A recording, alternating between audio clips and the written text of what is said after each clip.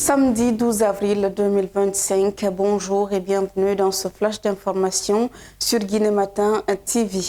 Environ 2 mois après son enlèvement et sa libération, Abdoul Sako est sorti de la Guinée. Dans un communiqué publié ce vendredi 11 avril 2025, le Forum des forces sociales de Guinée a annoncé que son coordinateur a été évacué à l'étranger pour des soins plus appropriés. L'organisation a également dénoncé le silence des autorités guinéennes face au kidnapping et à la torture de l'activiste de la société civile, dont les acteurs et leurs motivations restent jusque-là inconnus. Une découverte macabre a eu lieu aux environs de 4 heures du matin ce samedi 12 avril 2025 entre les secteurs Afrikof et Aïsatouba dans la commune de Sonfonia. Les agents de la police déployés sur les lieux ont ouvert une enquête pour identifier la victime et connaître les causes réelles de sa mort.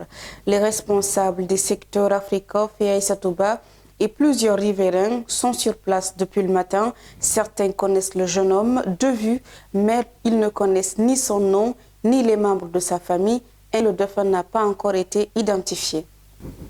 Dans la nuit du vendredi 4 avril 2025, entre 2h et 3h du matin, 3 boulangeries ont été simultanément prises pour cible par un groupe d'hommes armés habillés en tenue militaire et policière. La première attaque a visé la boulangerie de Hamzaba. Sur place, 2 boulangers ont été grièvement blessés, dont un à la tête suite à des coups de machette.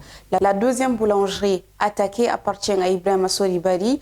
Là encore, les malfrats ont opéré avec violence et emportant 305 000 francs guinéens, un Samsung, un téléphone Techno. La 3e victime de cette série d'attaques est Mamadou Djamba. Le butin y est composé d'un Samsung A12 et 50 000 francs guinéens. Ensuite, les boulangers ont été enfermés par les agresseurs qui ont pris la clé avant de s'enfuir. Depuis mercredi dernier, une crise de carburant sévit dans la commune urbaine de Kissédougou.